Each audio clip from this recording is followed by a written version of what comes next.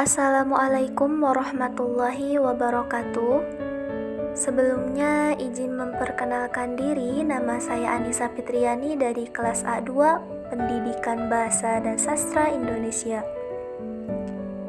Pada video kali ini, saya akan membahas sedikit materi mengenai model pengembangan dan organisasi kurikulum dalam mata perkuliahan kurikulum pembelajaran. Baiklah, langsung saja. Yang pertama ada model pengembangan. Model adalah acuan atau ragam dari sesuatu yang akan dibuat atau dihasilkan. Sedangkan model pengembangan kurikulum adalah langkah atau prosedur sistematis dalam proses penyusunan kurikulum. Pengertiannya senada dengan pengertian model sebagai acuan untuk mengembangkan kurikulum. Menurut saya, model itu selain sebagai acuan terhadap sesuatu yang akan dibuat atau dihasilkan, model juga dapat dikatakan sebagai media perantara agar kurikulum dapat terrealisasikan dengan lebih mudah.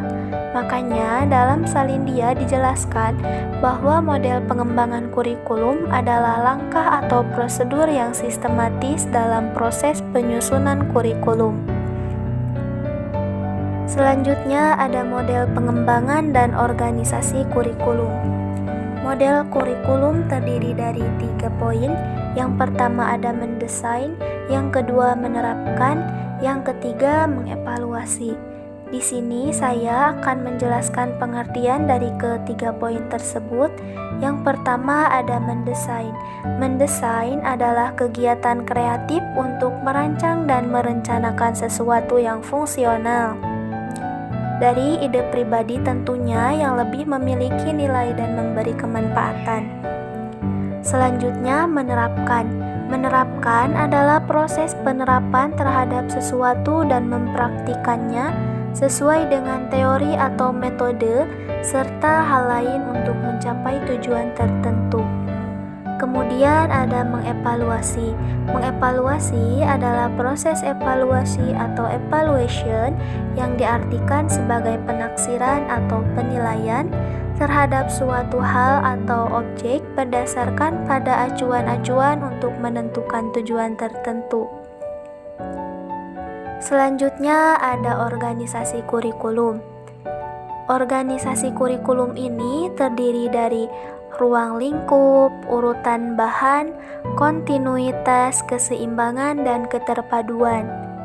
Baik, langsung saja. Yang pertama ada model-model pengembangan kurikulum. Model pengembangan kurikulum merupakan suatu alternatif prosedur dalam rangka mendesain, menerapkan, dan mengevaluasi kurikulum. Model kurikulum itu harus dapat menggambarkan suatu proses perencanaan pembelajaran agar dapat memenuhi kebutuhan standar keberhasilan dalam lingkup pendidikan. Nah, selanjutnya mengenai jenis model pengembangan kurikulum. Model pengembangan kurikulum itu yang pertama ada model Ralph Taylor. Model ini lebih bersifat pada bagaimana merancang suatu kurikulum sesuai dengan tujuan institusi pendidikan yang berkaitan. Kemudian yang kedua ada model pengembangan administratif. Model ini merupakan model pengembangan kurikulum paling lama yang sering disebut atau lebih dikenal sebagai model garis dan staf.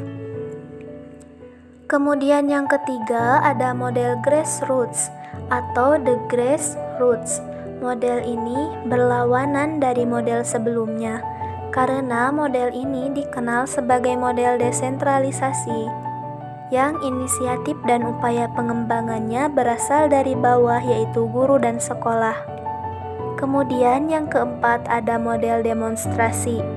Model ini pada dasarnya bersifat grassroots, datang dari bawah karena model ini diprakarsai oleh sekelompok guru yang bekerja sama dengan para ahli untuk mengadakan perbaikan kurikulum. Selanjutnya yang kelima ada model Miller-Celler. merupakan model pengembangan kurikulum kombinasi dari model transmisi atau gauge dan model transaksi atau Tabas and Robinson dengan tahapan pengembangan sebagai berikut. Yang pertama ada klarifikasi orientasi kurikulum, yang kedua ada pengembangan tujuan, yang ketiga ada identifikasi model mengajar, dan yang keempat ada implementasi. Kemudian yang keenam ada model TABA. Model TABA merupakan modifikasi dari model Taylor.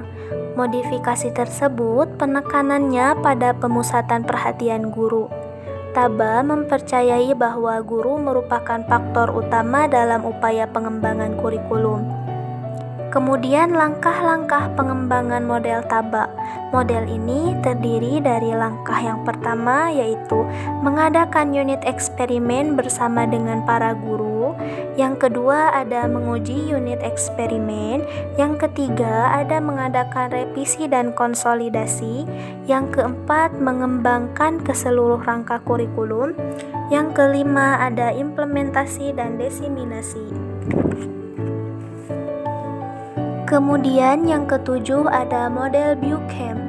Buchem tahun 1931 berpendapat bahwa proses perkembangan kurikulum meliputi 5 tahap.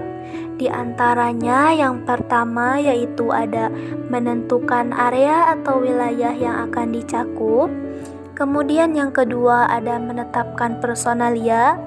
Yang ketiga ada organisasi dan prosedur pengembangan kurikulum. Yang keempat ada implementasi kurikulum. Dan yang terakhir, yang kelima yaitu ada evaluasi kurikulum. Selanjutnya mengenai organisasi kurikulum. Organisasi kurikulum merupakan pola susunan sajian kurikulum yang bertujuan untuk mempermudah siswa dalam melakukan kegiatan belajar sehingga tujuan pelajaran dapat dicapai secara efektif. Nah, organisasi kurikulum berdasarkan mata pelajaran atau subjek kurikulum terbagi menjadi 6 bagian, di antaranya yang pertama ada separated subject kurikulum. Yang kedua ada correlates kurikulum. Yang ketiga ada broad files kurikulum. Yang keempat ada integrated kurikulum. Yang kelima ada social function. Dan yang keenam ada activate kurikulum. Selanjutnya mengenai bentuk organisasi kurikulum. Ada beberapa bentuk organisasi kurikulum. Yang pertama kurikulum inti.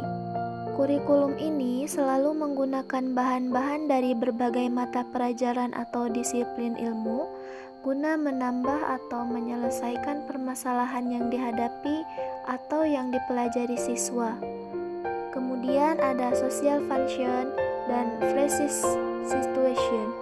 Kurikulum ini didasarkan atas analisis kegiatan-kegiatan manusia dalam masyarakat. Terdiri dari pengembangan individu manusia, kesehatan intelektual, moral, dan keindahan.